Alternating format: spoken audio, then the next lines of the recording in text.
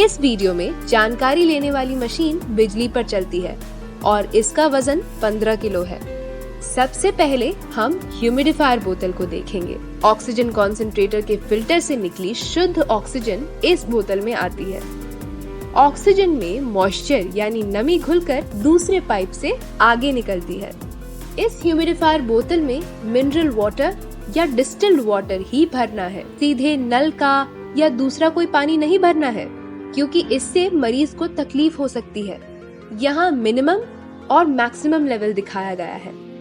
हमें मिनिमम और maximum level के बीच में पानी भरना है। अगर तय मात्रा से ज्यादा पानी भरेंगे तो ऑक्सीजन के दबाव से बोतल टूट सकती है। मशीन के पीछे दी हुई जगह में हम इस बोतल को बिठाएंगे। बोतल का ढक्कन अच्छे से बंद करें। बोतल के ढक्कन पर इनलेट और आउटलेट होता है। बोतल के इनलेट को मशीन के आउटलेट से जोड़ना है।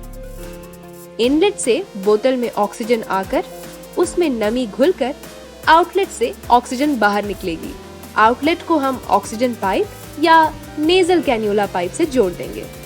ह्यूमिडिफायर बोतल को कनेक्ट करने के बाद हम मेन पावर बटन ऑन करेंगे। मशीन के ऊपर लगे स्विच पैनल ऑन कर दबाते ही मशीन शुरू हो जाएगी। कुछ मशीनों में डिस्प्ले पैनल होता है, कुछ मशीनों में नहीं होता। मशीन ऑन होते ही मशीन शुरू होकर कितना समय हुआ है ये हम डिस्प्ले पैनल पर मिनटों और घंटों में देख सकते हैं। अब हम ऑक्सीजन प्रेशर सेट करते हैं। यह है प्रेशर रेगुलेटर।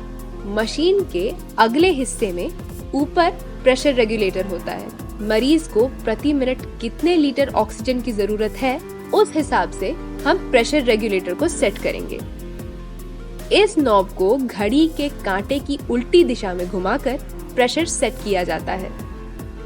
यहाँ आपको 0 से 5 तक लेवल दिखाई दे रहे हैं। 0 का मतलब है ऑक्सीजन सप्लाई बंद है। 1 का मतलब है प्रति मिनट 1 लीटर ऑक्सीजन। इसी प्रकार प्रति मिनट 2, 3, 4, 5 लीटर ऑक्सीजन का लेवल होता है। अब हमें ह्यूमिडिफायर बोतल में बुलबुले नजर आ रहे हैं। इसका मतलब है ऑक्सीजन वहां से गुजरकर ऑक्सीजन पाइप या नेजल कैन्यूला में आ रही है। अब हम मरीज को नेजल कैन्यूला लगा सकते हैं। नेजल कैन्यूला कॉटन और सैनिटाइजर से रोज साफ करना जरूरी है। याद रखिए, इस्तेमाल के 7 दिन बाद नेजल कैन्यूला बदलना है। नेजल कैन्यूला लगाने से पहले उसका लॉक ढीला करेंगे। अब हम इस तरह नेजल कैन्यूला मरीज के नाक के छिद्रों में रखेंगे। कैन्यूला केबल मरीज के कान के पीछे से इस तरह लेना जरूरी है। इससे नेजल कैन्यूला मरीज की नाक पर ठीक से बैठेगा और मरीज अगर हिला भी तो कैन्यूला नाक से निकलेगा नहीं। अब इस केबल को इस तरह लॉक करेंगे ताकि कैन्यूला मरीज पर अच्छे से बैठा रहे।